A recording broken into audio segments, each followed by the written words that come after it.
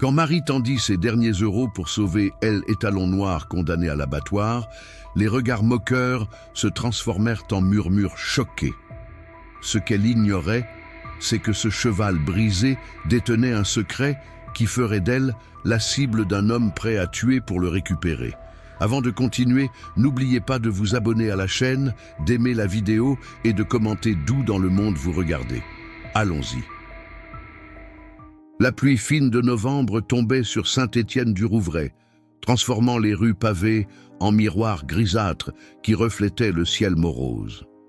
Marie Dufresne, 68 ans, serrait son vieux manteau élimé contre sa poitrine, ses doigts noueux, rougis par le froid. Ses chaussures usées évitaient les flaques d'eau avec l'habitude de quelqu'un qui ne peut se permettre de les abîmer davantage. La petite maison qu'elle louait à la périphérie de la ville semblait chaque jour plus froide, plus vide. 10 ans étaient écoulés depuis que Philippe l'avait quittée pour une femme plus jeune. 10 années pendant lesquelles elle avait dû vendre un à un les chevaux qu'elle avait passé sa vie à dresser. Son petit centre équestre, autrefois plein de vie et de hennissements joyeux, n'était plus qu'un souvenir douloureux, comme une photographie jaunie qu'on n'ose plus regarder. « Bonjour, Madame Dufresne », lança Monsieur Leroy, le boulanger, tandis qu'elle passait devant sa boutique. « Vous voulez un petit pain aujourd'hui ?» Marie secoua la tête avec un sourire fatigué. « Pas aujourd'hui, merci. » « Je dois faire attention à mes dépenses ce mois-ci. » Le boulanger hocha la tête, compréhensif. Tout le monde dans le village connaissait l'histoire de Marie, ancienne dresseuse de talent réduite à compter chaque centime depuis son divorce. Elle avait gardé sa dignité, mais les années de solitude et de privation avaient laissé leur marque sur son visage autrefois lumineux. En continuant son chemin, Marie remarqua une agitation inhabituelle près de l'ancien marché couvert. Des camions et des vannes pour chevaux étaient stationnés, et des gens bien habillés entraient dans le bâtiment. Un panneau annonçait « Vente aux enchères exceptionnelle, chevaux de race et de compétition ». Son cœur se serra. Il y avait si longtemps qu'elle n'avait pas été proche d'un cheval. L'odeur du foin, la chaleur de leur souffle, la douceur de leur museau contre sa paume, tout cela lui manquait terriblement. Presque sans réfléchir, elle se dirigea vers l'entrée. « L'accès est réservé aux acheteurs potentiels, madame », l'arrêta un jeune homme en costume, la regardant de haut en bas avec un mépris à peine voilé. « Je veux juste voir les chevaux », murmura Marie, soudain consciente de son apparence. « Laissez-la entrer, Julien, » intervint une voix. Un homme d'une 50aine d'années s'approcha. « Bonjour, Marie, ça fait longtemps. » Antoine, reconnut-elle, surprise.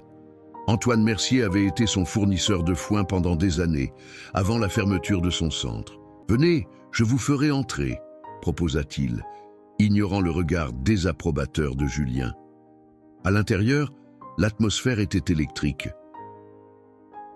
Des acheteurs fortunés discutaient autour de catalogues luxueux, tandis que des chevaux magnifiques étaient présentés sur un petit ring. Marie observait, les yeux brillants de nostalgie, ces animaux splendides qu'elle ne pourrait jamais posséder. « C'est la collection de Jean-Pierre Valmont », expliqua Antoine. « Un éleveur qui a fait faillite, des pur-sang arabes, des andalous, des frisons. » Le gratin. Marie hochait la tête, absorbant chaque détail, chaque mouvement des chevaux, comme pour se nourrir de ces instants volés. C'est alors qu'elle le vit. Dans un box à l'écart, un magnifique étalon noir comme la nuit, à la crinière sauvage et aux yeux brillants d'une intelligence farouche. Contrairement aux autres chevaux, personne ne s'attardait près de lui. « Qui est-ce » demanda-t-elle, hypnotisée. Antoine soupira. « C'est Tempête. » Un cas difficile. Il a été maltraité pendant des années avant que Valmont ne l'achète. Il ne se laisse approcher par personne, encore moins monter. Une vraie terreur. Ils vont probablement le vendre pour la viande si personne n'en veut. Ces mots frappèrent Marie comme un coup de poing. Elle s'approcha lentement du box. Elle et Talon recula immédiatement, les oreilles plaquées en arrière, mais ses yeux racontaient une autre histoire. Une histoire que Marie connaissait trop bien, celle d'une âme brisée qui a perdu confiance. « Attention, Marie, il est dangereux », avertit Antoine, mais Marie ne l'écoutait plus. Elle plongea son regard dans celui du cheval, immobile. « Je te comprends », murmura-t-elle si doucement que personne ne pouvait l'entendre. « Moi aussi, j'ai été brisée. » À ce moment, la vente commença. Les enchères s'enchaînaient. Les chevaux trouvaient preneurs pour des sommes astronomiques que Marie n'aurait jamais pu imaginer. Elle restait là, fascinée par ce monde qui n'était plus le sien. Mais son esprit revenait sans cesse à Tempête, l'étalon noir que personne ne voulait. Quand vint son tour, le commissaire-priseur annonça « Lot numéro 23, Tempête, étalon frison de 8 ans, difficile, mais sans exceptionnel. » Mise à prix, 1000 €. Un silence pesant s'installa. Pas une main ne se leva. Personne, 800 € alors. Toujours rien. 500 € pour ce cheval, il vaut au moins ça en viande. Marie sentit une douleur sourde dans sa poitrine. L'idée que ce magnifique animal puisse finir à l'abattoir lui était insupportable. Ses mains tremblantes cherchèrent dans la poche de son manteau usé l'enveloppe qui contenait ses économies du mois. 347 €. C'était tout ce qu'elle possédait pour tenir jusqu'à sa prochaine pension de retraite. Cet argent était destiné à payer son loyer, sa nourriture, ses médicaments. 300 € tenta le commissaire-priseur, un certain Monsieur Beaumont, dont la voix trahissait l'impatience. « Allons, mesdames et messieurs, c'est un pur sang frison. Son sang vaut ce prix, malgré son caractère. » Toujours aucune réponse. Les acheteurs chuchotaient entre eux, jetant parfois un regard méfiant vers le box où Tempête s'agitait nerveusement, comme s'il comprenait que son sort se jouait.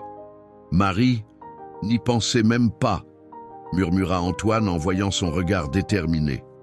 Ce cheval est incontrôlable, il vous blessera. Il a peur, répondit simplement Marie. Comme moi, il a peur. Avant qu'Antoine puisse l'arrêter, Marie leva la main. 347 €, dit-elle d'une voix qui résonna étrangement forte dans le silence du marché couvert. Tous les regards se tournèrent vers cette petite femme aux vêtements élimés. Des murmures incrédules parcoururent l'assemblée. Qui était cette vieille femme qui osait participer aux enchères? Certains ricanèrent ouvertement. Le commissaire-priseur la dévisagea avec surprise. « Madame, êtes-vous sérieuse ? Vous comprenez que ce cheval est dangereux ? 347 €, répéta Marie avec plus d'assurance. C'est tout ce que j'ai. Monsieur Beaumont échangea un regard avec l'assistant de Jean-Pierre Valmont, un homme chauve et corpulent nommé Pascal Moreau. Celui-ci haussa les épaules avec indifférence. « Très bien, » annonça finalement le commissaire-priseur. 347 € une fois, 2 fois. Adjugé à madame pour 347 €. Un coup de marteau scella le sort de Tempête. Marie resta immobile, comme si elle ne réalisait pas vraiment ce qu'elle venait de faire. « Marie, vous avez perdu la raison », souffla Antoine, stupéfait. « Où allez-vous le mettre ? Comment allez-vous le nourrir ? Et surtout, comment allez-vous survivre sans cet argent ?» Ces questions logiques la ramenèrent brutalement à la réalité. Elle n'avait pas réfléchi. Elle avait agi d'instinct, poussée par une impulsion qu'elle ne s'expliquait pas elle-même. « Je trouverai une solution », répondit-elle, bien qu'elle n'en ait aucune idée. Pascal Moreau s'approcha d'elle, un formulaire à la main. « Signez ici. Le cheval doit être retiré aujourd'hui. Nous ne sommes pas une pension. » Marie signa d'une main tremblante.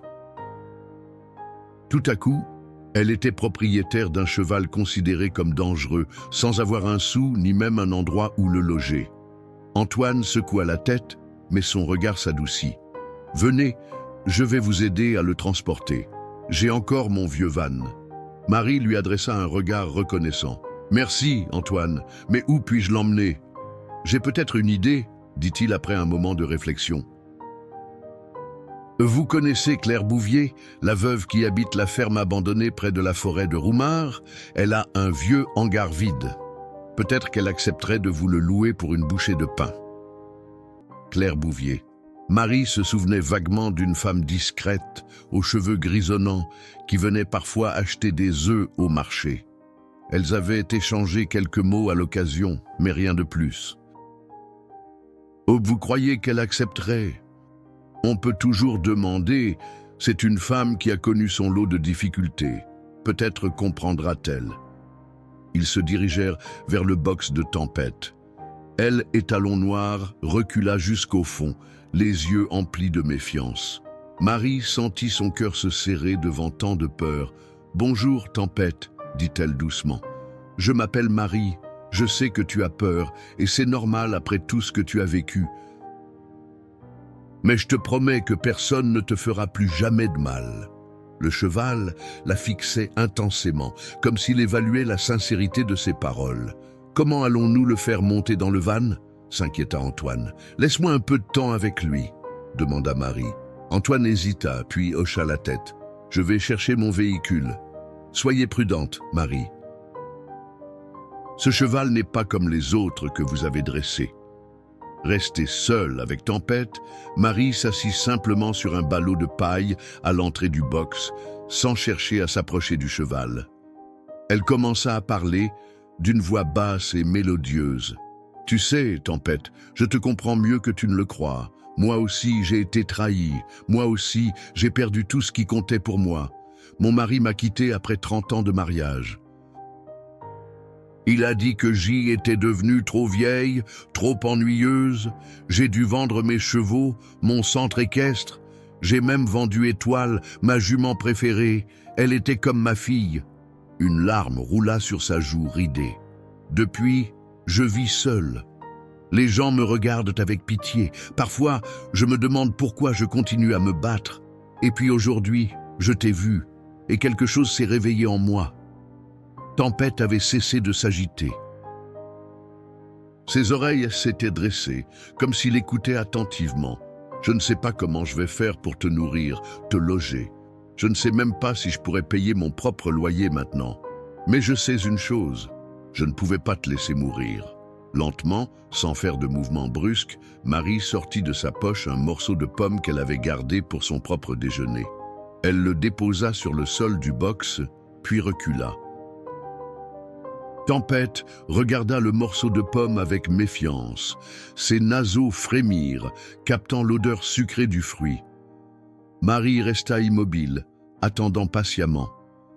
Les minutes s'écoulèrent, dans un silence que seule la respiration profonde du cheval venait troubler. Finalement, l'étalon fit un pas hésitant vers l'avant, puis un autre. Ses mouvements étaient tendus, prêts à bondir en arrière au moindre signe de danger. Marie retenait son souffle, le cœur battant. Elle avait dressé des dizaines de chevaux difficiles au cours de sa carrière, mais jamais elle n'avait ressenti une telle tension, un tel enjeu. Tempête s'arrêta à mi-chemin, hésitant. Marie commença à fredonner doucement une vieille berceuse française que sa mère lui chantait quand elle était petite. La mélodie semblait flotter dans l'air, comme une caresse sonore. Dodo, l'enfant dormira bientôt. À sa grande surprise, les oreilles de Tempête se détendirent légèrement. Il avança encore, jusqu'à ce que son museau touche presque le morceau de pomme. D'un mouvement rapide, il le saisit et recula aussitôt, mâchant avec précaution. Marie sourit, les yeux brillants. Ce N était qu'un petit pas, mais C était un début. Antoine revint à ce moment-là. « Le van est prêt », annonça-t-il, puis s'arrêta net en voyant la scène. « Incroyable », murmura-t-il. « Ce cheval n'a accepté de nourriture de personne depuis des semaines. Il a juste besoin qu'on le comprenne, » répondit Marie. « Et de temps, beaucoup de temps. Faire monter Tempête dans le van fut néanmoins une épreuve. » Il fallut plus d'1 heure de patience, de douces paroles et quelques morceaux de pommes supplémentaires pour que l'étalon accepte finalement de franchir la rampe. Une fois à l'intérieur, il trembla de tous ses membres, et Marie dut rester avec lui, lui parlant continuellement pour éviter qu'il ne panique. Le trajet jusqu'à la ferme de Claire Bouvier se fit dans un silence tendu. Antoine conduisait prudemment, conscient de la précieuse et volatile cargaison qu'il transportait. Marie, assise à l'arrière avec Tempête, continuait de lui parler, établissant le début d'un lien fragile. La ferme Bouvier apparut enfin, isolée au bout d'un chemin de terre. C était une vieille bâtisse normande typique, avec ses colombages noircis par le temps et son toit de chaume qui avait connu des jours meilleurs. Derrière la maison principale se dressaient plusieurs dépendances, dont un grand hangar aux portes délabrées. Claire Bouvier sortit sur le pas de sa porte en entendant le moteur du van. C était une femme d'une 60aine d'années, au visage buriné par les années passées au grand air. Ses cheveux gris étaient rassemblés en un chignon sévère et son regard méfiant suivait chaque mouvement des visiteurs. « Bonjour, Claire !» lança Antoine en descendant du véhicule. « Désolé de débarquer à l'improviste. »« Antoine !» salua-t-elle d'un ton neutre. Ses yeux se posèrent sur Marie qui émergeait du van. « Madame Dufresne, c'est ça? On s'est croisés au marché. » Marie hocha la tête, intimidée par cette femme au regard perçant. « Bonjour, Madame Bouvier. Nous sommes venus vous demander un service, si ce n'est pas trop d'ennui. » Claire croisa les bras. « Quel genre de service ?» Antoine prit les devants, expliquant rapidement la situation. Marie, l'achat impulsif de Tempête, le besoin urgent d'un abri pour l'animal. « Je n'ai pas grand-chose, » avoua Marie. « Mais je pourrais vous aider à la ferme en échange du logement de Tempête.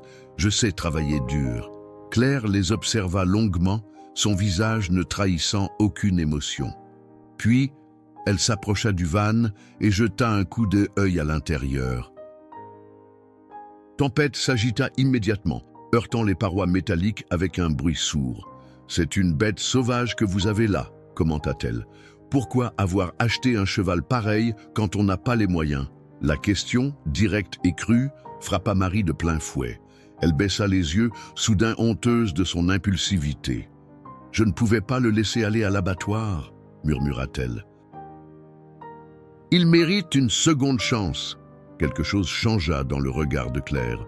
Une ombre passa sur son visage, comme un souvenir douloureux qui refaisait surface. « Les secondes chances, » dit-elle doucement. « C'est rare qu'on en obtienne dans cette vie. » Elle se tourna vers le hangar, puis de nouveau vers Marie. « Le hangar est vide depuis que mon fils est parti. Il y a encore de la paille au grenier et une vieille mangeoire. Ce n'est pas grand luxe, mais ça pourrait convenir. » Le cœur de Marie bondit. « Vraiment? Vous accepteriez ?»« À deux conditions, » précisa Claire, levant un doigt osseux. « Premièrement, vous m'aidez 3 jours par semaine aux travaux de la ferme.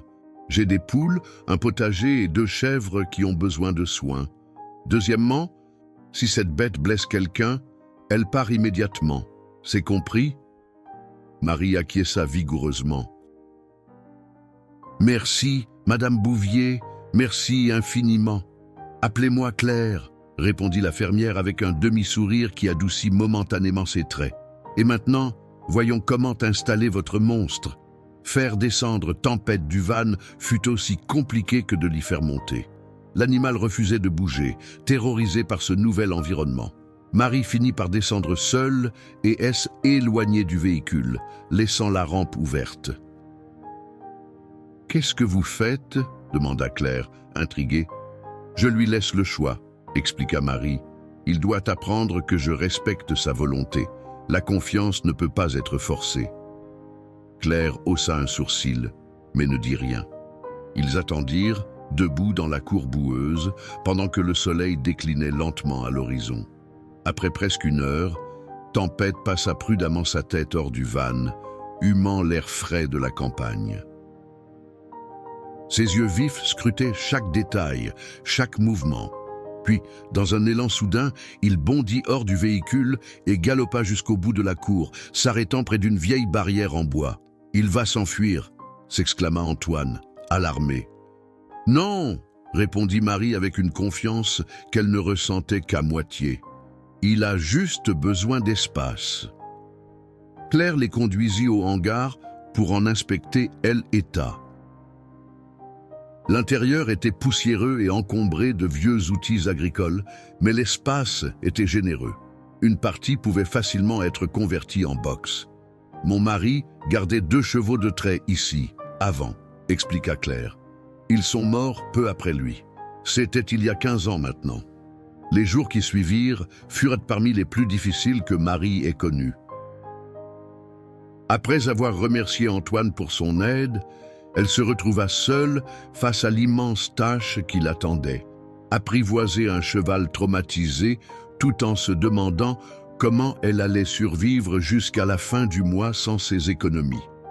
Le premier matin, Marie se leva avant l'aube dans son petit appartement de Saint-Étienne-du-Rouvray et prit le premier bus pour la ferme de Claire. Le trajet durait presque 1 heure et les billets grignotaient son maigre budget. Mais elle n'avait pas le choix. Tempête l'attendait. Quand elle arriva, l'étalon noir était toujours dans la cour, exactement au même endroit où il était arrêté la veille. Il n'avait pas bougé, comme figé dans sa méfiance. Il n'a pas touché à l'eau ni au foin que j'ai mis près de lui, annonça Claire en sortant de sa maison, une tasse de café fumant à la main. Votre bête a la tête dure. Marie observa Tempête, inquiète. Il se laissera mourir de faim plutôt que de faire confiance. J'ai déjà vu ça. Elle s'assit sur un vieux tronc d'arbre à bonne distance du cheval et commença sa journée comme elle l'avait fait la veille, en parlant doucement, en racontant des histoires, en chantonnant parfois. Claire l'observa un moment, puis retourna à ses occupations avec un haussement d'épaules. Vers midi, Claire apporta à Marie un bol de soupe chaude. « Vous aussi, vous devez manger », dit-elle simplement. Marie accepta avec gratitude. « Merci, pour tout. » Claire s'assit à côté d'elle sur le tronc. Pendant un moment, les 2 femmes mangèrent en silence, regardant Tempête qui les observait de loin. « Mon mari aussi dressait des chevaux, » dit soudain Claire. « Pas des purs sangs comme le vôtre, mais des percherons pour le travail agricole. » Il avait une façon bien à lui de les approcher. Il disait toujours que les chevaux, c'est comme les gens, ils ont tous une blessure cachée. Marie hocha la tête, surprise par cette confidence inattendue. Votre mari avait raison. Et parfois, ce sont les plus blessés qui deviennent les plus fidèles, une fois qu'ils font confiance. Henri est mort d'un cancer, poursuivit Claire, son regard perdu dans le lointain. C était un homme bon. Après lui, mon fils Mathieu a essayé de reprendre la ferme, mais ce n'était pas sa passion. Il est parti à Paris, il y a 10 ans. Il appelle pour Noël, parfois. Marie comprit alors pourquoi Claire avait accepté de l'aider. La solitude. Ce même vide qui la rongeait elle aussi depuis le départ de Philippe. L'après-midi, Marie commença à nettoyer le hangar, créant un espace confortable pour Tempête. Claire lui montra où trouver de la paille fraîche dans la grange voisine et lui prêta quelques outils. Tandis qu'elle travaillait, Marie sentait régulièrement le regard de Tempête posé sur elle, comme s'il évaluait chacun de ses gestes. Le soir venu, elle dut rentrer chez elle, le cœur lourd de laisser l'étalon seul pour la nuit. « Ne vous inquiétez pas », la rassura Claire. « Je garderai un œil sur lui. » Les jours se transformèrent en semaines. Une routine s'installa. Marie venait chaque matin, passer des heures près de Tempête, puis travaillait à la ferme comme convenu, nourrissant les poules, s'occupant du potager, trayant les chèvres. Ces tâches lui rappelaient son enfance dans la ferme de ses parents, avant qu'elle ne se consacre entièrement aux chevaux. Petit à petit, Tempête commença à changer. D'abord, il accepta de manger en présence de Marie, puis de boire l'eau qu'elle lui apportait. Un jour, il fit quelques pas vers elle avant de s'arrêter, méfiant. Chaque progrès, aussi minime soit-il, emplissait Marie d'une joie indescriptible. Mais si Tempête progressait, la situation financière de Marie, elle, se détériorait rapidement. Après 2 semaines, elle dut faire un choix douloureux, payer son loyer ou acheter de la nourriture pour Tempête et elle-même. Elle choisit de payer le loyer, réduisant ses propres repas au strict minimum et récupérant des légumes abîmés que Claire aurait normalement donnés à ses poules. « Vous maigrissez », remarqua Claire un matin, alors que Marie trébuchait de fatigue en nourrissant les volailles. « Ce n'est rien », répondit Marie avec un sourire forcé. « J'ai toujours été mince. » Mais Clairène n'était pas dupe. Ce soir-là, elle insista pour que Marie reste dîner, lui servant une généreuse portion de ragoût de lapin. Puis, comme si de rien n'était, elle lui remit un panier rempli de légumes, de œufs et d'un pot de confiture maison. « C'est trop », protesta Marie, les larmes aux yeux. « C'est un acompte sur votre travail », répondit Claire fermement. « Ah, vous faites plus que les 3 jours convenus, et le potager n'a jamais été aussi bien entretenu. » Marie voulut refuser, mais la faim et la nécessité l'emportèrent sur sa fierté. Elle accepta le panier avec une gratitude silencieuse. Cette nuit-là, pour la première fois, Tempête entra de lui-même dans le hangar que Marie avait préparé pour lui. C était un petit miracle, une victoire silencieuse qui redonna espoir à Marie malgré les difficultés. Le lendemain matin, quand elle arriva à la ferme, un spectacle inattendu l'attendait. Tempête se tenait près de la barrière, comme s'il guettait son arrivée. Quand il la vit, il secoua sa crinière noire et émit un léger hennissement. « Bonjour à toi aussi », dit-elle, la voix tremblante de émotion. Ce petit hennissement marqua un tournant dans la relation entre Marie et Tempête. Au cours des jours suivants, elle et Talon commença à s'approcher d'elle, d'abord avec prudence, puis avec une curiosité grandissante. Marie gardait toujours le même rituel, s'asseoir tranquillement, parler doucement, offrir parfois un morceau de pomme ou de carotte sur sa paume ouverte. Un matin pluvieux de décembre, alors que Marie était assise sur un tabouret dans le hangar, occupée à réparer un vieux licol que Claire lui avait donné, Tempête s'approcha et, pour la première fois, posa délicatement son museau contre son épaule. Ce contact, si léger qu'il en était presque imperceptible, fit monter des larmes aux yeux de Marie. Elle resta parfaitement immobile, savourant ce moment précieux comme un trésor. « Bonjour, mon beau », murmura-t-elle, la voix tremblante de émotion. « Tu vois que je ne te ferai pas de mal. » Claire, qui passait devant le hangar avec un seau de grains pour les poules, s'arrêta net en voyant la scène. Son visage habituellement austère s'adoucit. « Eh bien, dit-elle doucement, il semblerait que vous ayez gagné une bataille, Marie. » Marie hocha la tête, n'osant pas bouger de peur de rompre ce moment magique. « Et il commence à comprendre, » chuchota-t-elle. Ce soir-là, Claire insista pour que Marie reste dîner, comme elle le faisait de plus en plus souvent. Les 2 femmes partageaient maintenant leur repas presque quotidiennement, échangeant des histoires de leur passé, trouvant un réconfort inattendu dans cette amitié naissante. « J'ai reçu une lettre de mon propriétaire aujourd'hui », confia Marie en touillant distraitement son ragoût. « Il augmente le loyer à partir du mois prochain. Je ne sais pas comment je vais faire. » Claire fronça les sourcils. « De combien parle-t-on ? 50 € de plus. Ça peut sembler peu, mais pour moi... » Marie laissa sa phrase en suspens, embarrassée par sa précarité. Claire but une gorgée de vin, semblant réfléchir intensément. « La vieille chambre de Mathieu est vide, » dit-elle finalement. « Elle prend la poussière depuis des années. Si vous vouliez, vous pourriez vous installer ici. Vous seriez plus près de Tempête et ça vous éviterait les frais de transport. » Marie leva les yeux, stupéfaite par cette proposition. « Claire, je ne peux pas accepter. C'est trop. »« Ce n'est pas de la charité, » répliqua Claire avec une certaine brusquerie. « J'ai besoin d'aide à la ferme et vous avez besoin d'un toit. » C'est un arrangement pratique, rien de plus. Mais derrière ces mots pragmatiques, Marie pouvait voir autre chose dans les yeux de Claire. Le même besoin de compagnie, de présence humaine qui la rongeait elle aussi. « Je paierai un loyer, » insista Marie. « Modeste, mais je tiens à contribuer. »« On en reparlera, » concéda Claire. Réfléchissez-y. Le lendemain matin, alors que Marie tentait pour la première fois de passer un licol à tempête, une voiture inconnue s'engagea dans le chemin de la ferme. Le bruit du moteur fit immédiatement reculer l'étalon, ses vieux réflexes de peur reprenant le dessus. « C'est rien, mon beau, c'est rien », le rassura Marie, déçue de voir leur progrès momentanément interrompu. La voiture, une berline allemande luxueuse, s'arrêta dans la cour.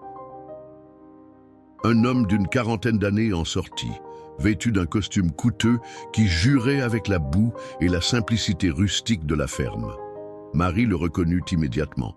Pascal Moreau, l'assistant de Jean-Pierre Valmont, le précédent propriétaire de Tempête. « Bonjour », lança-t-il d'une voix forte en s'approchant du hangar. « Madame Dufresne, c'est bien ça ? Je suis venu voir comment se porte notre ami Tempête. » Marie se plaça instinctivement entre l'homme et le cheval, comme pour protéger ce dernier. « Bonjour, monsieur Moreau. Que me vaut cette visite ?» Pascal sourit, mais ce sourire n'atteignait pas ses yeux. Simple curiosité professionnelle, Jean-Pierre se demandait ce qu'était devenu son étalon. On ne s'attendait pas à ce qu'il survive, pour être honnête. Claire sortit de la maison, alertée par la voiture inconnue. Elle s'approcha, méfiante. « Je peux vous aider ?» Pascal l'ignora, ses yeux fixés sur Tempête qui, était réfugié au fond du hangar. « Impressionnant, commenta-t-il. Vous avez réussi à le garder en vie. Jean-Pierre avait parié qu'il serait mort dans la semaine. »« Tempête va très bien, » répondit Marie sèchement.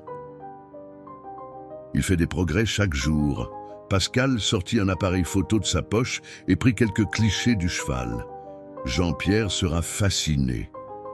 Vous savez, cet étalon a une lignée exceptionnelle. Son père a gagné le championnat de France. C'est pour ça que Jean-Pierre l'avait acheté pour la reproduction. Malheureusement, son caractère s'est avéré problématique. Son caractère n'est pas le problème, rétorqua Marie, sentant la colère monter en elle. C'est la façon dont il a été traité qui l'est. Pascal haussa les épaules. Peut-être. En tout cas, Jean-Pierre m'a chargé de vous faire une proposition. Il est prêt à racheter Tempête. Disons 2000 €. C'est généreux, considérant l'état de l'animal. Marie sentit son sang se glacer. Il n'est pas à vendre. 3000 alors, insista Pascal. C'est presque 10 fois ce que vous avez payé. Une affaire en or pour vous. Claire s'avança, se plaçant aux côtés de Marie. Vous avez entendu, le cheval n'est pas à vendre. Maintenant, si vous voulez bien quitter ma propriété. Pascal les regarda tour à tour, puis éclata d'un rire sec. Vous ne comprenez pas. Jean-Pierre veut cet étalon pour son patrimoine génétique. Il le récupérera d'une façon ou d'une autre. Est-ce une menace ? Demanda Claire, son visage se durcissant. Un simple constat, répondit Pascal en retournant vers sa voiture. Réfléchissez-y, Madame Dufresne. 3000 €, c'est une belle somme pour une retraitée comme vous. Et puis, soyons réalistes, vous n'avez pas les moyens d'entretenir un animal comme celui-là sur le long terme. Il démarra sa voiture et éloigna, laissant derrière lui un nuage de poussière et un sentiment d'inquiétude.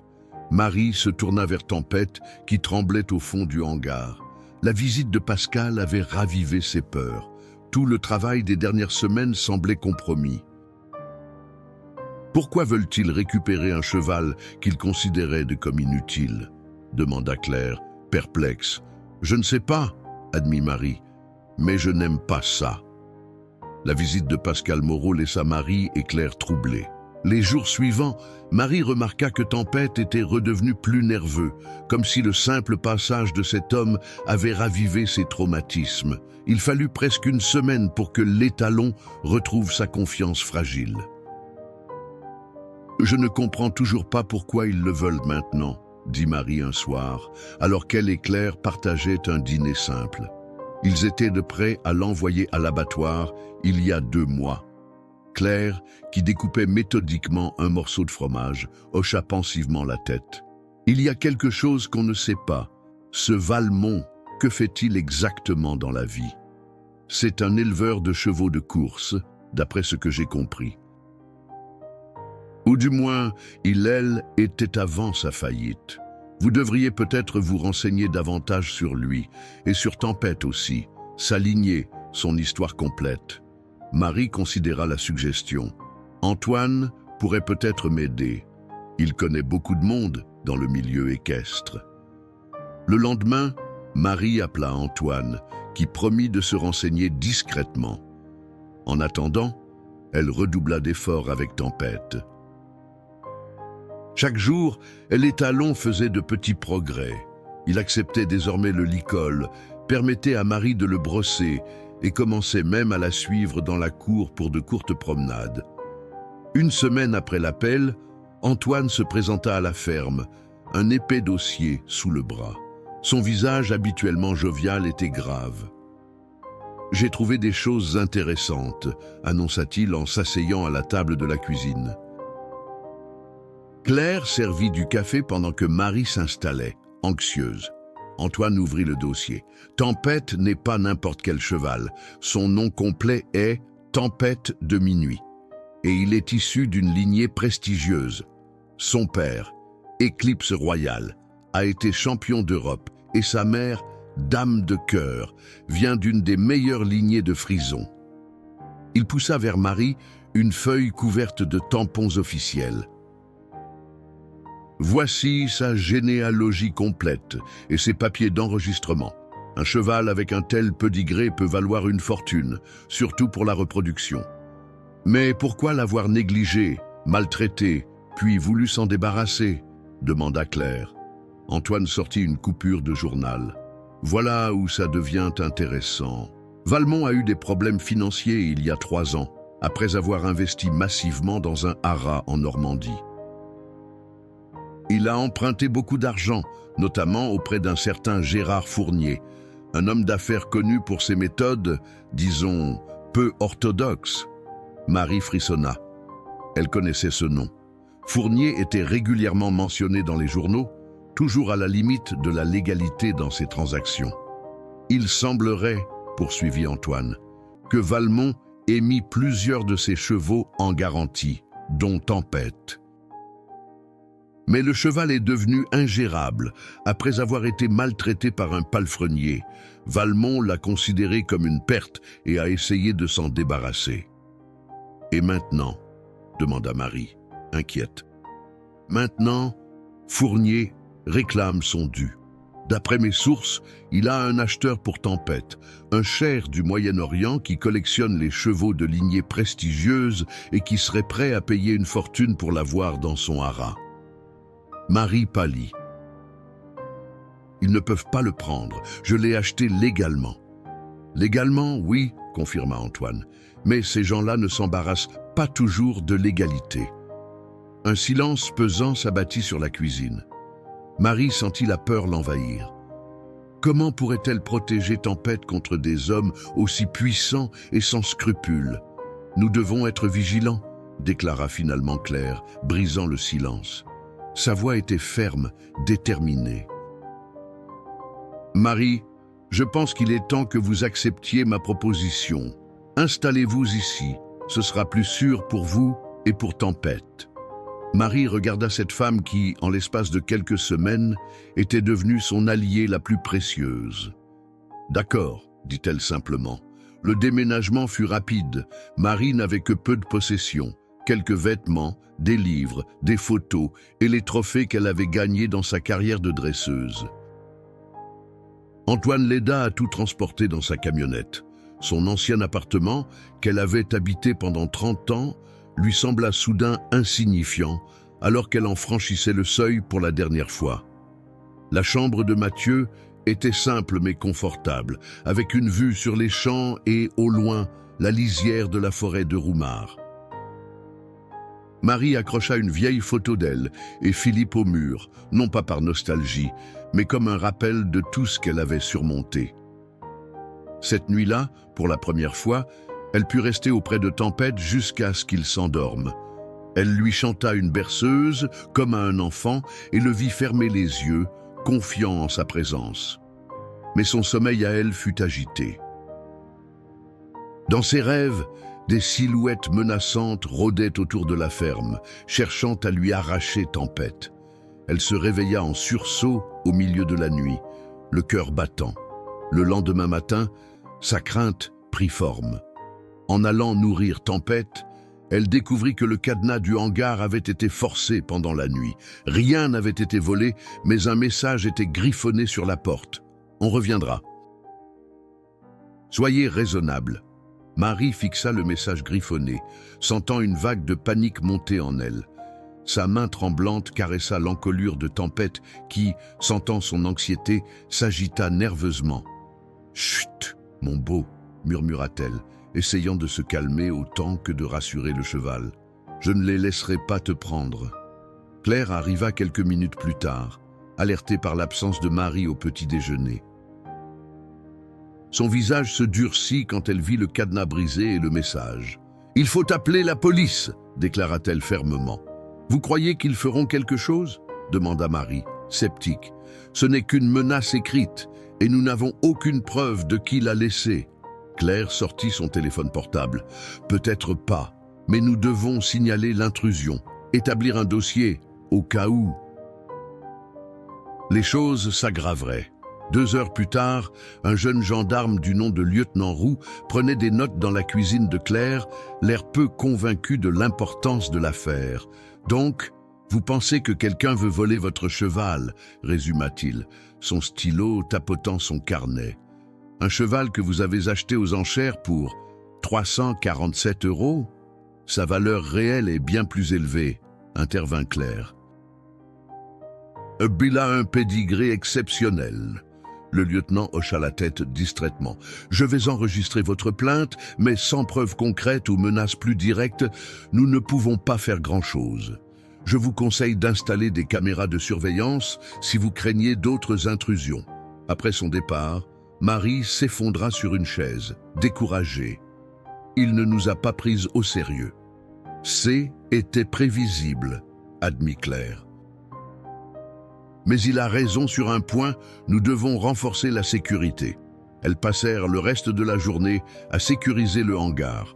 Antoine, alerté par téléphone, arriva en fin d'après-midi avec un nouveau cadenas plus solide, des chaînes supplémentaires et même une vieille caméra de surveillance qu'il installa face à l'entrée du hangar.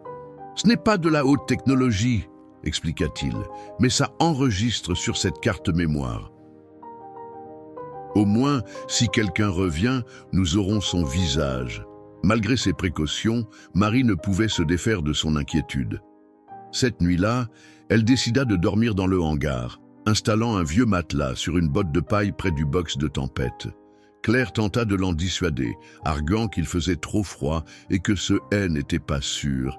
Mais Marie resta inflexible. « Je ne pourrai pas dormir de toute façon, » affirma-t-elle. « Autant que je sois avec lui. » À sa grande surprise, Claire réapparut 1 heure plus tard, portant une couverture épaisse, un thermos de thé chaud et un fusil de chasse. « Si vous êtes assez têtu pour dormir ici, autant que vous ne mourriez pas de froid, » dit-elle en lui tendant la couverture, puis désignant le fusil, « et ceci appartient à Henri. Je sais m'en servir et je n'hésiterai pas s'il le faut. » Marie regarda cette femme qu'elle avait d'abord trouvée austère et distante, maintenant prête à passer la nuit dans un hangar froid pour protéger un cheval qui n'était même pas le sien. « Merci, Claire, » dit-elle, la voix étranglée par l'émotion. Claire haussa les épaules, comme pour minimiser son geste. « On est voisines maintenant. » Et les voisines se soutiennent. Elles s'installèrent pour la nuit, le fusil posé entre elles, parlant à voix basse pour ne pas effrayer Tempête qui, étonnamment, semblait apaisée par leur présence. « Pourquoi ce cheval compte-t-il tant pour vous ?» demanda Claire après un long silence. « Je veux dire, au-delà du fait qu'il est beau et précieux. » Marie réfléchit un moment, cherchant les mots justes. « Quand j'ai vu Tempête pour la première fois, j'ai reconnu quelque chose dans ses yeux, une sorte de désespoir mêlé à une dernière étincelle de volonté. Était comme me regarder dans un miroir. » Elle soupira, enroulant la couverture plus étroitement autour d'elle. Après que Philippe m'a quitté, j'ai perdu pied. Mon centre équestre était toute ma vie, et je l'ai vu s'effondrer pièce par pièce.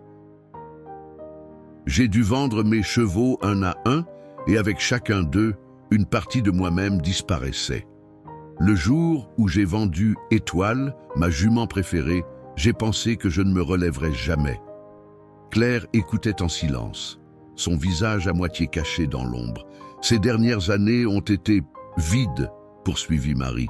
Je survivais, c'est tout.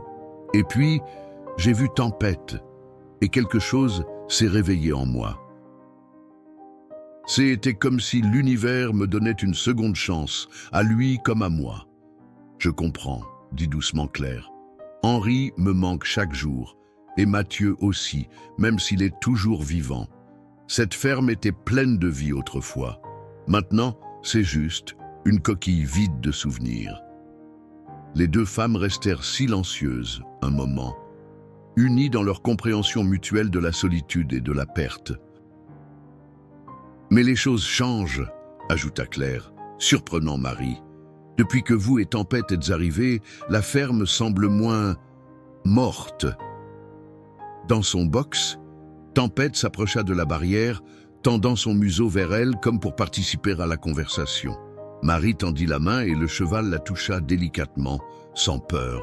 « Il vous fait confiance », remarqua Claire. « Nous nous faisons confiance mutuellement », corrigea Marie.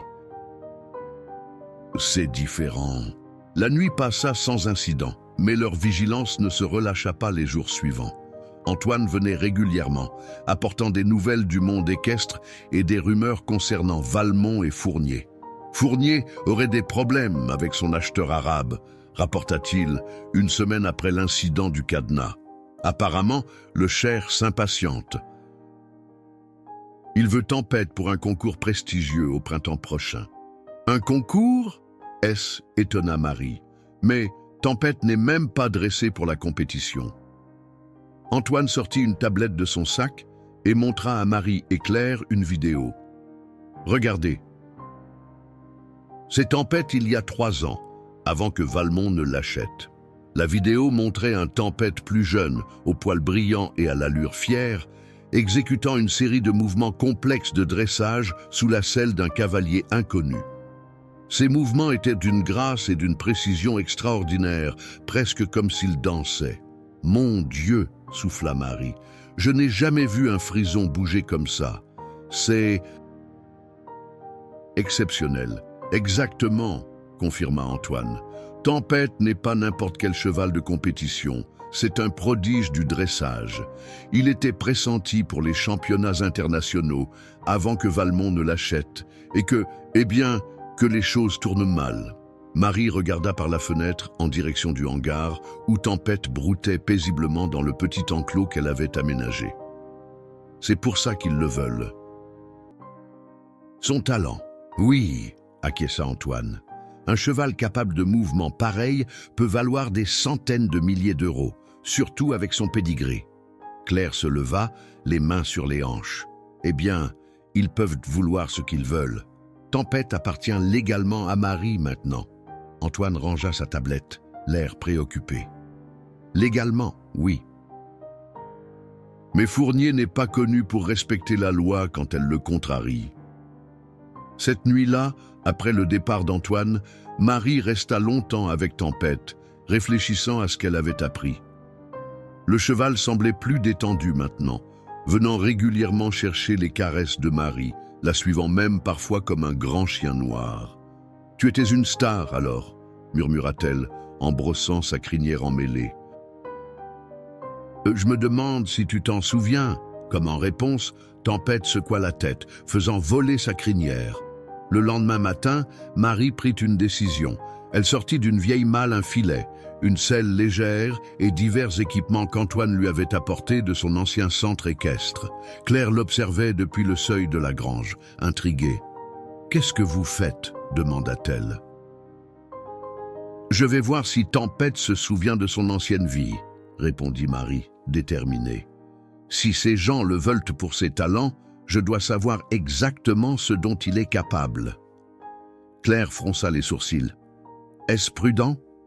Vous avez dit vous-même qu'il n'était pas prêt à être monté. Je ne vais pas le monter tout de suite, expliqua Marie. De juste commencer un travail de base, voir comment il réagit. Elle installa une longe dans la cour et y fit entrer Tempête, qui la suivit docilement.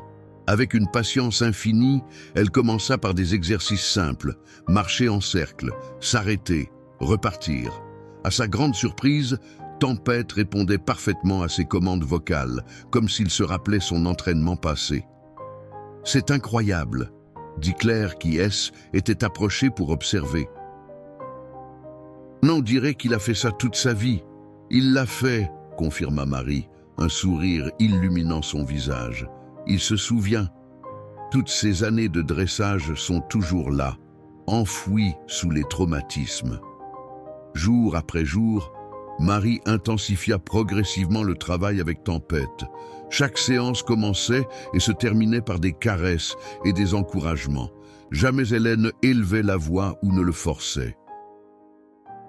Et chaque jour, elle et Talon Noir révélait un peu plus de son talent exceptionnel.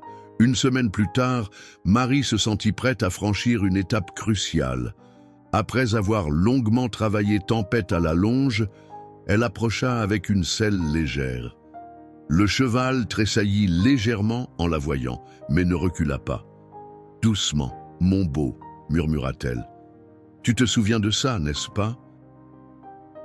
Ça ne te fera pas mal, je te le promets. » Avec une infinie précaution, elle posa la selle sur son dos. Tempête frémit, mais resta immobile. Claire, qui observait la scène, retint son souffle. « C'est bien, c'est très bien », encouragea Marie en sanglant délicatement la selle. « Tu es courageux. » Après avoir laissé Tempête s'habituer à la sensation de la selle, Marie décida de ne pas en faire plus ce jour-là. Le lendemain, elle recommença, ajoutant cette fois le filet. Le surlendemain, elle se tint à côté de lui, une main sur la selle, lui parlant constamment. Finalement, après presque 2 semaines de ce patient travail, Marie sentit que le moment était venu.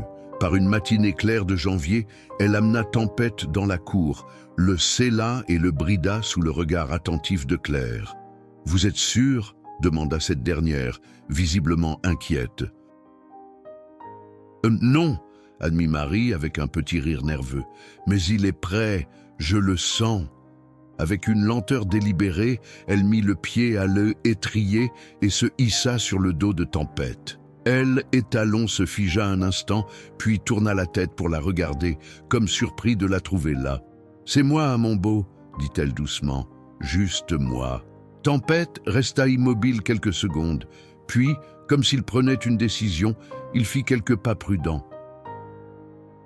Marie ne le dirigeait pas, le laissant choisir où aller. Il fit le tour de la cour à pas lents, s'arrêtant parfois pour s'assurer que tout allait bien, puis repartant. Claire, qui avait retenu son souffle tout ce temps, laissa échapper un soupir de soulagement. « Vous l'avez fait ?» Marie sourit, des larmes de joie coulant sur ses joues. « Non, c'est lui qui l'a fait. Il a choisi de me faire confiance. » Les jours suivants furent comme un rêve pour Marie. Tempête semblait se transformer sous ses yeux, retrouvant peu à peu la splendeur et la majesté qui avaient fait de lui un cheval d'exception. Ses mouvements devenaient plus fluides, plus précis, et sa confiance grandissait visiblement. Un après-midi, alors qu'il travaillait sur des figures de dressage basiques dans le pré derrière la ferme, Marie entendit le bruit d'un moteur approchant par le chemin. Son cœur se serra. Elle mit pied à terre et conduisit rapidement Tempête vers le hangar, ne voulant pas que des étrangers le voient en plein travail. La voiture, qu'elle reconnut immédiatement comme celle de Pascal Moreau, s'arrêta dans la cour. Mais cette fois, Moreau N n'était pas seul. Un homme corpulent d'une 60aine d'années en descendit, vêtu d'un manteau de cachemire coûteux. Son visage dur et ses petits yeux calculateurs mirent immédiatement Marie mal à l'aise. « Gérard Fournier », murmura Claire, qui était sortie de la maison. « C'est lui. » Marie et Claire se tenaient côte à côte, comme 2 sentinelles devant le hangar où Tempête S était réfugiée. Gérard Fournier s'avança vers elle d'un pas assuré, Pascal Moreau, le suivant comme une ombre. « Mesdames » salua Fournier avec un sourire qui n'atteignait pas ses yeux. « Madame Dufresne, je présume. Je suis Gérard Fournier. J'aurais souhaité vous rencontrer dans des circonstances plus amicales. » Marie hocha simplement la tête, la gorge trop serrée pour parler. Cet homme dégageait une aura d'autorité et de menace à peine voilée qui la mettait profondément mal à l'aise. « Je vais être direct », poursuivit Fournier, balayant la ferme du regard avec dédain. « Je sais que vous avez travaillé avec elle étalon. Pascal vous a aperçu plusieurs fois en train de le monter. » Marie jeta un regard accusateur à Moreau, qui eut au moins la décence de paraître embarrassé. Ils étaient surveillés depuis tout ce temps. « Ce que vous faites avec votre cheval ne regarde que vous, » répliqua-t-elle retrouvant sa voix. Fournier sourit à nouveau, plus largement cette fois, révélant des dents parfaitement blanches. « Voyez-vous, c'est là que vous vous trompez. Ce n'est pas vraiment votre cheval. » Claire fit un pas en avant. Elle l'a acheté légalement aux enchères. Des enchères organisées par Valmont, qui n'était pas le propriétaire légitime, rétorqua Fournier. Il sortit un document de la poche intérieure de son manteau. « Tempête m'appartient. Valmont me l'avait cédé en garantie d'un prêt qu'il n'a jamais remboursé. » Marie sentit son cœur s'accélérer. Si était vrai, pourquoi ne pas l'avoir réclamé aux enchères ? Une regrettable erreur administrative, répondit Fournier avec un geste désinvolte. Je n'ai appris la mise aux enchères qu'après coup. Mais maintenant, je suis là pour récupérer mon bien. Il sortit un chéquier en cuir de sa poche. Je suis prêt à vous dédommager généreusement. Disons, 10 000 €, c'est plus de 20 fois ce que vous avez payé. Marie secoua la tête. Il n'est pas à vendre. 20 000 alors, insista Fournier, son sourire s'effaçant légèrement. Soyez raisonnable, Madame Dufresne. Une femme de votre âge, dans votre situation. Cet argent pourrait changer votre vie. Ma vie a déjà changé, répondit Marie, sentant une force nouvelle en elle. Grâce à lui. Le visage de Fournier se durcit. Vous ne comprenez pas ce qui est en jeu. J'ai un acheteur, un homme très puissant et très impatient. Le prix est de 500 000 €. Claire et Marie échangèrent un regard stupéfait. Un demi-million d'euros pour un cheval. « Oh, si ce n'est qu'une question d'argent, poursuivit Marie. Pourquoi ne pas acheter un autre cheval de la même lignée ? Parce que Tempête est unique, intervint Pascal Moreau. Son père et sa mère sont morts. Il est le dernier de sa lignée directe et ses capacités en dressage sont exceptionnelles. Je vous offre une dernière chance, déclara Fournier, toute prétention de cordialité abandonnée. 30 000 €. C'est mon offre finale. Marie regarda cet homme richissime qui pensait pouvoir tout acheter, même la loyauté et l'affection. Pendant un bref instant, elle imagina ce qu'elle pourrait faire avec cet argent. Voyager, vivre confortablement pour le reste de ses jours, ne plus jamais s'inquiéter de payer ses factures. Puis elle pensa à Tempête, à la confiance qu'il avait placée en elle, au progrès qu'ils avaient fait ensemble. « Non !» dit-elle fermement. « Tempête n'est pas à vendre, à aucun prix. » Le visage de Fournier se transforma, toute trace de civilité disparaissant, pour révéler une colère froide et calculatrice. « Vous faites une grave erreur, Madame Dufresne. Je ne suis pas un homme qu'on ait conduit facilement. »« Est-ce une menace ?» demanda Claire, sa main se glissant discrètement vers la poche de son tablier, où Marie savait qu'elle gardait un petit revolver depuis l'incident du cadenas. « Un simple constat, » répondit Fournier, reprenant les mêmes mots que Pascal avait utilisés lors de sa première visite.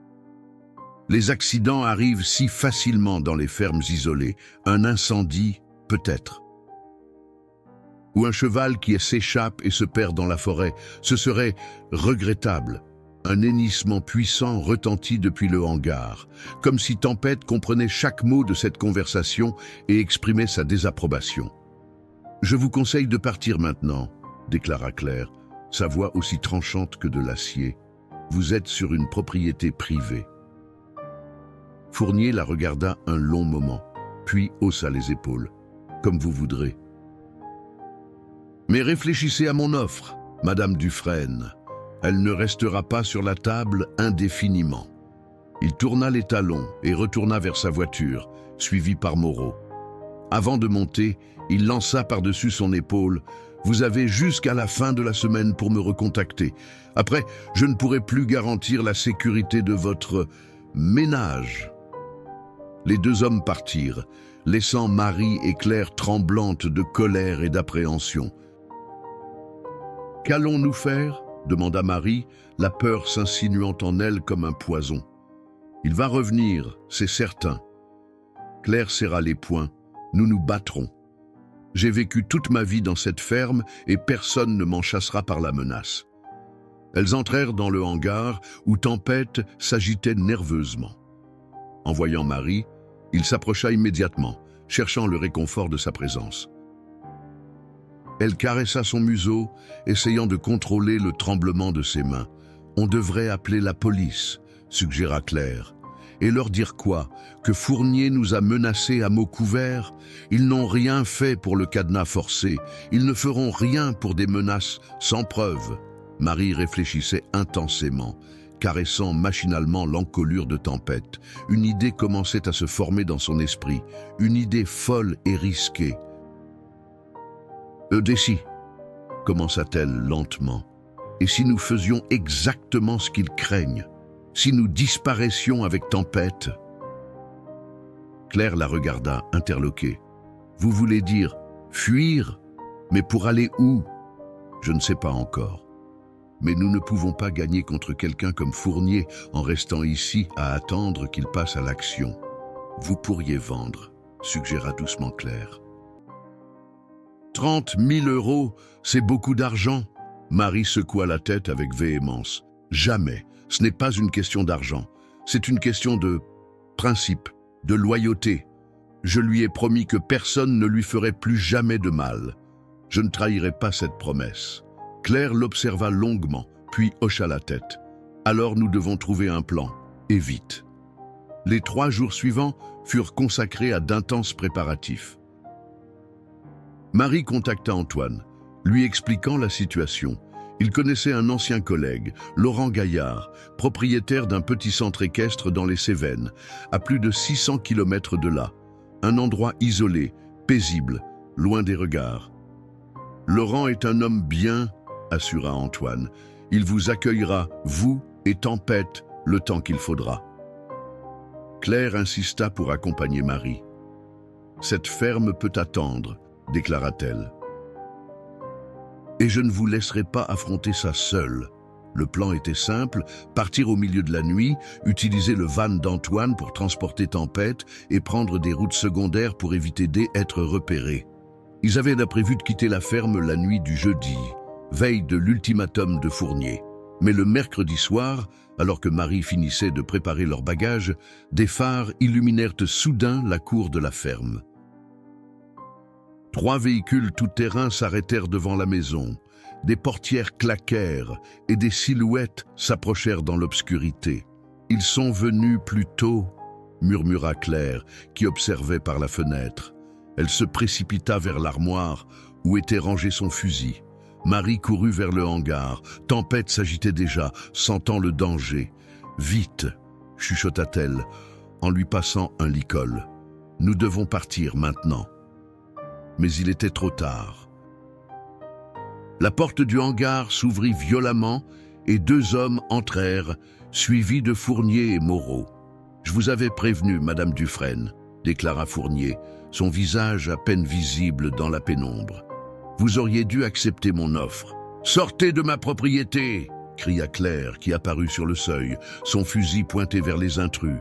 L'un des hommes de Fournier braqua une lampe torche sur elle, l'aveuglant momentanément. Un autre s'approcha rapidement par le côté et lui arracha l'arme des mains. « Pathétique !» commenta Fournier. « Maintenant, finissons-en, prenez le cheval. » Marie se plaça devant Tempête, les bras écartés. « Non, vous n'avez aucun droit. »« J'ai tous les droits, » répliqua Fournier avec un sourire glacial. Il fit un signe à ses hommes. « Écartez-la. » 2 hommes s'avancèrent vers Marie. À cet instant précis, Tempête poussa un hennissement assourdissant et se cabra, ses sabots avant battant l'air dangereusement près des intrus. Les hommes reculèrent précipitamment. « Maîtrisez cette bête !» ordonna Fournier, perdant patience. L'un des hommes sortit une seringue, une dose de tranquillisant, et il sera docile comme un agneau. Une rage froide envahit Marie. Sans réfléchir, elle saisit une fourche appuyée contre le mur et la pointa vers eux. « Touchez-le, et je vous jure que vous le regretterez. » C était une image surréaliste, une femme de 68 ans, armée d'une fourche, défendant un étalon noir contre 4 hommes, dont 2 probablement armés. Mais quelque chose dans les yeux de Marie, une détermination farouche, une absence totale de peur, les fit hésiter. À ce moment, des sirènes retentirent au loin, se rapprochant rapidement. Claire sourit. « J'ai appuyé sur le bouton d'alarme silencieuse qu'Antoine a installé après votre première visite, » expliqua-t-elle à Fournier.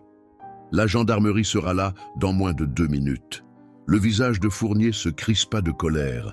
Il évalua rapidement la situation, puis fit un geste à ses hommes. « On s'en va. » Mais ce n'est pas terminé. Ils sortirent rapidement, et quelques secondes plus tard, les moteurs de leur véhicule rugissaient en S éloignant. 2 voitures de gendarmerie arrivèrent peu après, sirènes hurlantes. Le lieutenant Roux, qui avait pris leur première plainte, semblait nettement plus concerné cette fois-ci. Il prit leur déposition avec soin et promit de patrouiller régulièrement autour de la propriété. « Fournier reviendra ?» dit Marie après le départ des gendarmes. « Il est trop orgueilleux pour abandonner. »« Alors nous partons dès maintenant, » décida Claire. « Antoine peut être ici dans 1 heure avec son van. » La nuit était déjà bien avancée quand ils terminèrent les préparatifs. Antoine arriva comme promis, et ils chargèrent Tempête dans le van sans difficulté, elle étalon semblant comprendre l'urgence de la situation. Au moment de partir, Marie s'arrêta pour regarder une dernière fois la ferme qui avait été son refuge ces derniers mois. « Je suis désolée de vous avoir entraîné là-dedans, » dit-elle à Claire. « Ne le soyez pas, » répondit celle-ci en serrant sa main. « Pour la première fois depuis la mort d'Henri, je me sens vivante. » Le voyage dura 2 jours, à travers des routes de campagne et des villages endormis. Ils s'arrêtaient régulièrement pour permettre à Tempête de se dégourdir les jambes, toujours dans des endroits isolés, loin des regards. Le centre équestre de Laurent Gaillard était niché dans un vallon verdoyant, entouré de collines boisées. L'homme, un ancien militaire reconverti dans l'équitation, les accueillit chaleureusement. « Restez aussi longtemps que nécessaire, » leur dit-il. « Ici, personne ne viendra vous chercher. » 6 mois plus tard, Marie se tenait dans un petit paddock, observant Tempête qui galopait librement. Son pelage noir brillait au soleil, sa crinière flottant comme une bannière de soie. Il n'était plus l'animal traumatisé et méfiant qu'elle avait sauvé de l'abattoir. « Il est magnifique, » dit Claire qui s'approcha, portant 2 tasses de café.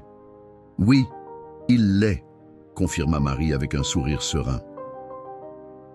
Elles avaient appris la semaine précédente que Gérard Fournier avait été arrêté pour fraude fiscale et blanchiment d'argent.